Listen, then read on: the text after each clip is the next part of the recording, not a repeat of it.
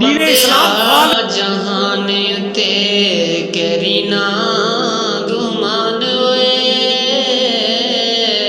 सदा नहीं हो रहना इते किसे इंसान वे ओ बंदे जहान ते करी ना गुमान वे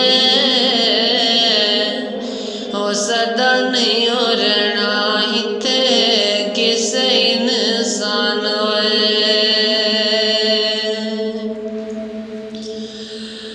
ओ बड़े बड़े राजियां नू मौत ने ना छोड़िया जिसे उत्ते आया दिल ओही पुल तोड़िया ओ मौत दी मंडी विच सौदा ए वपार दा ओ घाटा ओही खांदा जेड़ा